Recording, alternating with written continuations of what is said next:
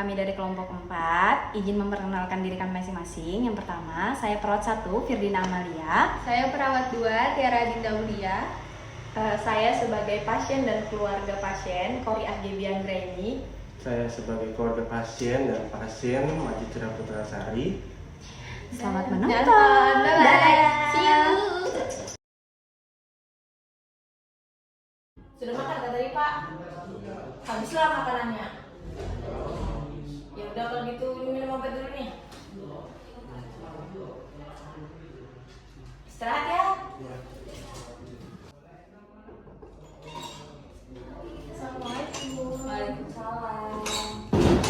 Ibu, selamat pagi. Pagi Sus. Benar dengan Bapak Majid? Iya benar. Bagaimana keadaan Bapaknya hari ini? Alhamdulillah sih Sus, baik-baik aja dia nih, nggak ada keluhan lain. Nggak ada keluhannya. Oke, kalau begitu bagaimana kita berbincang-bincang tentang pengobatan yang akan dilakukan Bapak Majid nanti? Untuk tempatnya mau di sini atau mau di ruangan nurse aja? Di nurse aja Sus. Oh ya, di nurse saja biar nggak mengganggu bapaknya. Iya. Oke, kalau begitu mari ikut saya. Oke. Mari Bu masuk. Iya Sus. Silakan duduk Bu.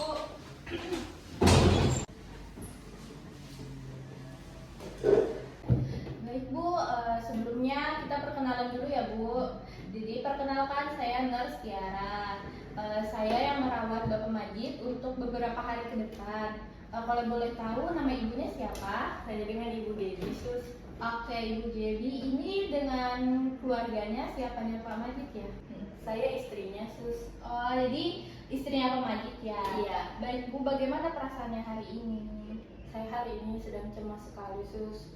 Sebenarnya suami saya ini kalau makan nggak dihabiskan terus, tersisa. Itu saya khawatir mana dia baru terkena penyakit ini kan Sus. Saya juga bingung bagaimana cara pengobatannya, bagaimana kedepannya. Itu saya cemas sekali Sus.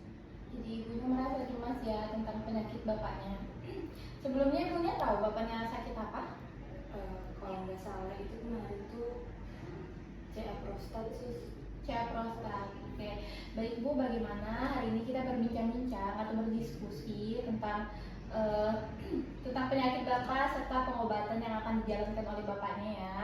Jadi waktunya kurang lebih 10-15 menit. Apakah Ibu bersedia? Saya bersedia Sus. Oke, seperti yang Ibu katakan tadi, Ibu merasa cemas tentang penyakit Bapak dan pengobatannya. Terus, jadi benar ya Bu, Bapaknya ini terkena penyakit kanker prostat. Nah, untuk kedepannya itu Bapaknya akan menjalani kemoterapi. Tapi karena baru pertama kali kan Bapaknya mengidap kanker, jadi pengobatannya ini yang pertama adalah terapi ya Bu kemarin. Sesuai dengan kata dokter terapi kan Bu? Iya Sus. Jadi ibunya sendiri sudah tahu belum terapi itu apa? Kalau dari saya sendiri saya kurang tahu sih Sus. Saya juga kurang tahu bagaimana manfaat dan dampak dari kemoterapi untuk suami saya. Baik Bu, jadi terapi ini merupakan pengobatan yang bisa membunuh sel-sel kanker. Jadi terapi ini nggak dilakukan cuma sekali Bu. Nanti bapaknya akan menjalani terapi berkali-kali sampai sel-sel kankernya menghilang. Tapi Bu, ada beberapa efek dari terapi ini.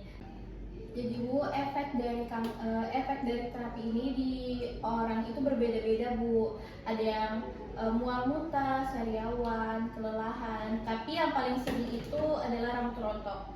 Biasanya rambut rontok ini sering sih Bu terjadi di orang-orang yang menjalani kemoterapi. Tapi Ibu tidak perlu khawatir karena kemoterapi ini insya Allah dapat menyembuhkan Bapak seperti semula. Jadi Ibu hanya perlu menanamkan dalam diri Ibu kalau misalnya suami saya terapi itu tidak apa karena bisa membuat suami saya sembuh kembali, bisa beraktivitas seperti semula lagi. Begitu Bu. Jadi Ibu harus semangat, Ibu harus mendukung Bapak. Kalau Ibu semangat, pasti Bapak bakal semangat menjalani pengobatan. Jadi Ibu tidak perlu cemas tentang pengobatan yang akan dijalankan oleh Bapak ya Bu. Ibu hanya perlu mendukung Bapak agar Bapak bisa sembuh seperti semula begitu. Oh begitu ya sus ya. Jadi kalau sekarang kan saya sudah tahu kan sus Iya. manfaat kemo. Ternyata responnya setiap orang itu beda-beda. Kalau begitu saya lebih tenang, saya lebih bisa kuat menghadapinya karena sudah disemangati juga sama suster. Ya, alhamdulillah kalau begitu. Bagaimana Ibu perasaannya setelah kita berbincang-bincang sedikit tadi? Perasaan saya senang ya sus ya, karena saya dapat ilmu dari suster. Suster juga memberitahu saya dengan baik dan benar bahwa posisi saya bukannya lemas ataupun Iya. apa, dan saya harus mendukung suami saya untuk bisa bangkit dari keterpurukan ini. Iya, begitu Bu. Baik, alhamdulillah kalau begitu Ibu udah paham dengan penjelasan saya tadi. Jadi Ibu harus semangat. Saya berdoa agar bapaknya bisa cepat sembuh kembali, Bu. Baik Bu, sebelum kita mengakhiri pertemuan ini, saya berdoa agar bapaknya cepat sembuh. Semoga Ibu tetap semangat.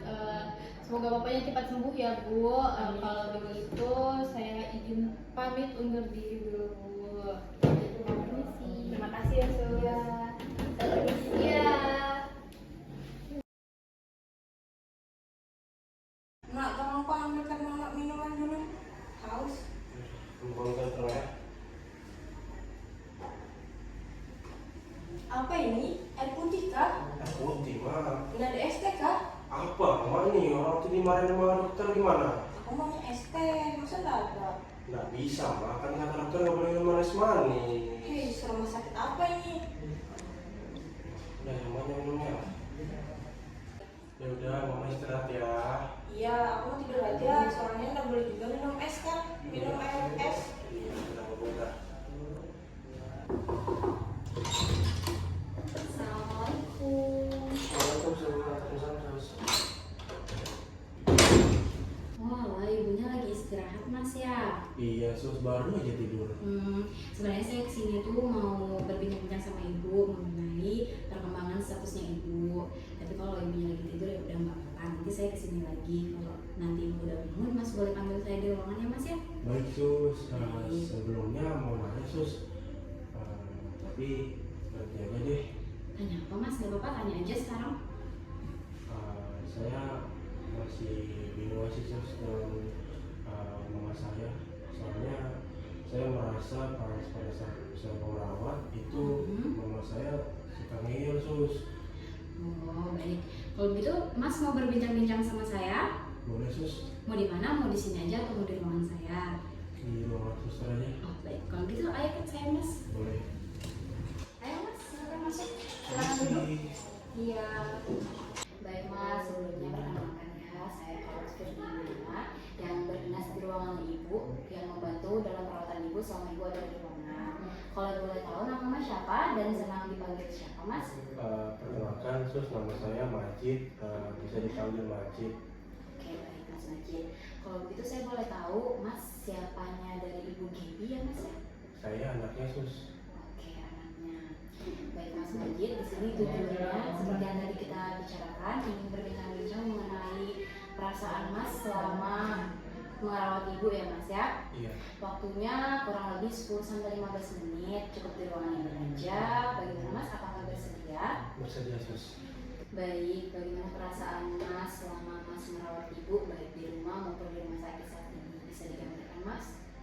Saya merasa capek sih sus, karena saya mengingat apa yang dikatakan dokter, tidak boleh makan makanan manis sama minum manis, tapi ibu saya itu tetap ngeyel sus, maunya mau yang manis-manis terus.